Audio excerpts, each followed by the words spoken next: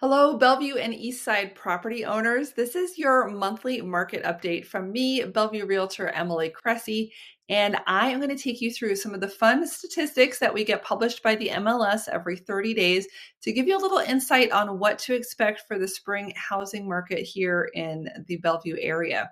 So as you can see on this graph, we have all different colored stripes. We're looking at median sales price over the last couple of years.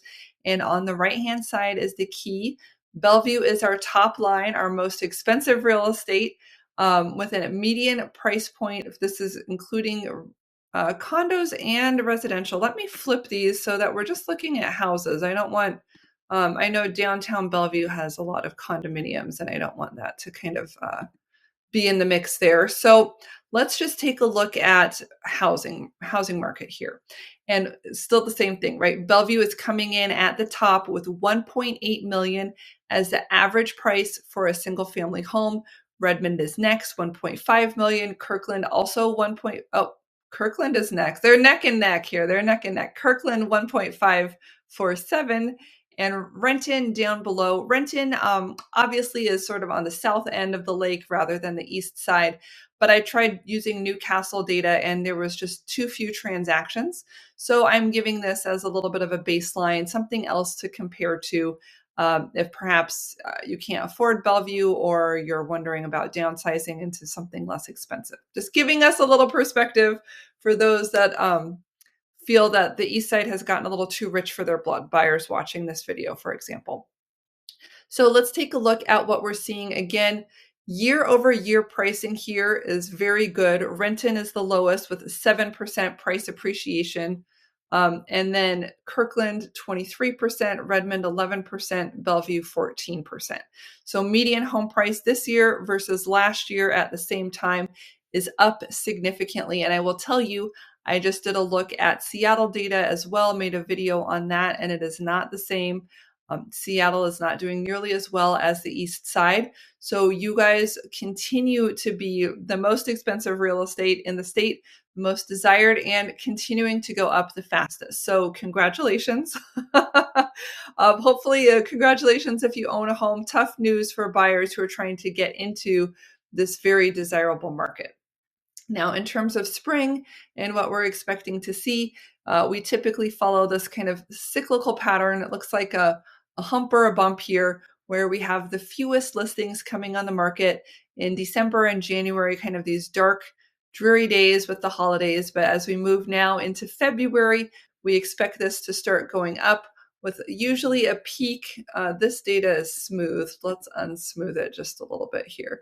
Usually we peak with our most listings in the spring, April or May, in this case, May, June over here, June over here. So a lot of sellers choose to wait until later in the spring. For example, when the rhododendrons and the azaleas and everything are coming out.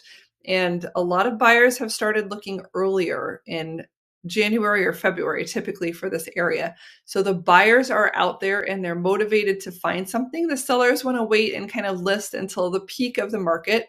And so there's a little bit of a mismatch here. But if you need to sell earlier, you can. Remember, this is just the number of listings that's coming on. You're going to have more competition with more homes for buyers to choose from if you wait and list during the busiest months. Let's compare this to homes for sale. So homes for sale means how many listings are on the MLS? How many things do buyers have to choose from? And again, this continues to go up. And here, wow, last year we had a lot for sale in the in the fall, inordinately so. But that's interesting because a lot of times remember, President Trump was going up for election and that was on the November 2nd. So a lot of times leading up to an election like that, people are scared. They kind of freeze up and they don't know what to do. And so they don't do anything.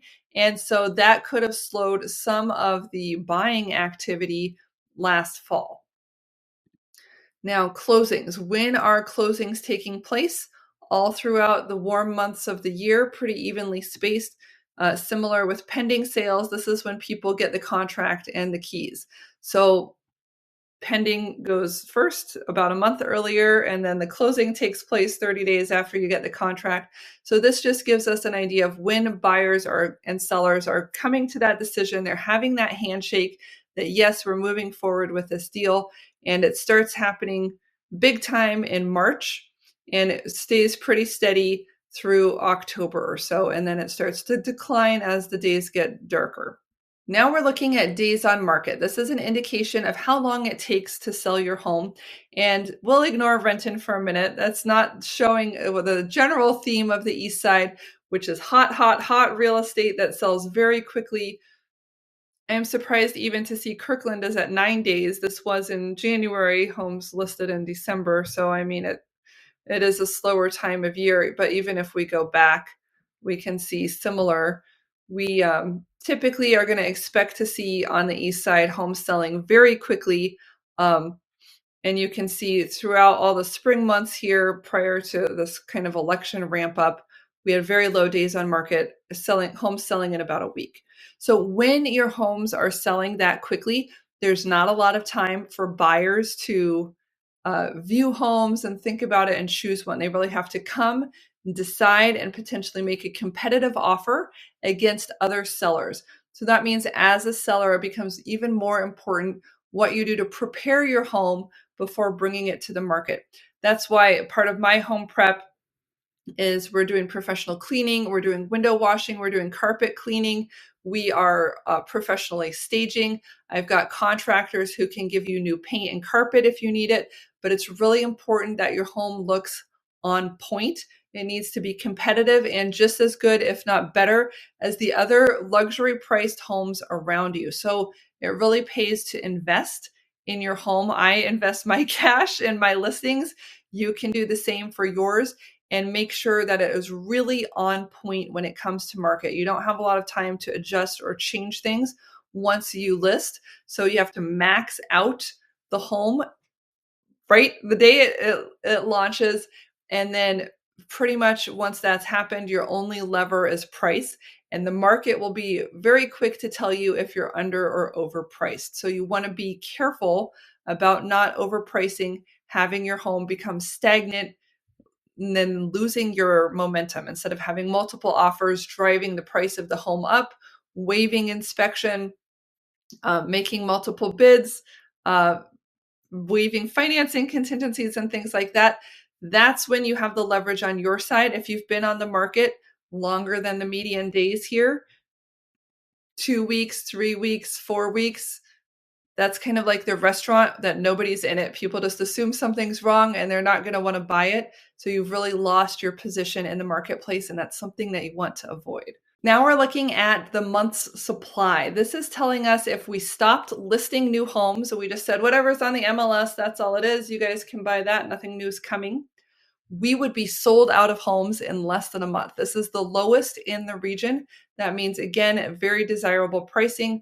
Homes here in all of these markets, including Renton, are selling very, very quickly. Similarly, reflective of the story, and even in January, to have this statistic is amazing.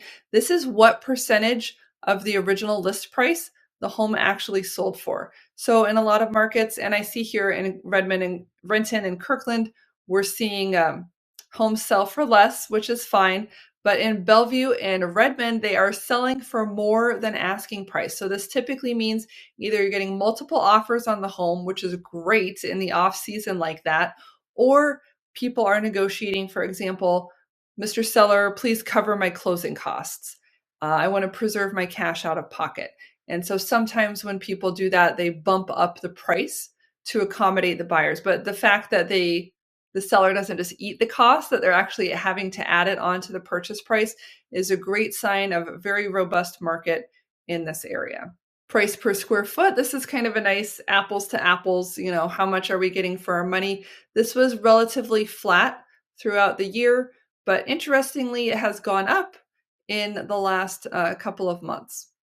And then finally, shows to pending. I think, again, this is a really good expectation setter of what's going on.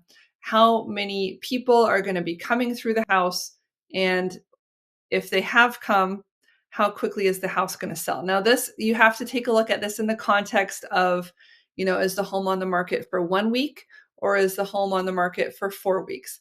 If the home is on the market for 1 week and you have 40 people coming to look at it, that means that you are getting lots of people looking. We had at my office, somebody told me they had an open house that 150 people came to the open house, reflective of a hot home with a lot of interest, but also how many buyers are out relative to the number of sellers in the marketplace. Unfortunately, that home only got 2 offers, so it wasn't overly compelling to everybody who came, but they did get multiple offers, which again helps drive up the price and the terms, giving the seller a lot of leverage in the negotiation.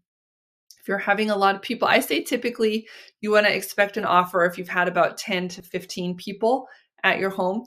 So the fact that they're having 20 to 30 people at the home, to me, suggests that a lot of people are coming relative to what we would normally expect. So that could suggest, again, multiple offers and driving up a price and terms to the benefit of the seller.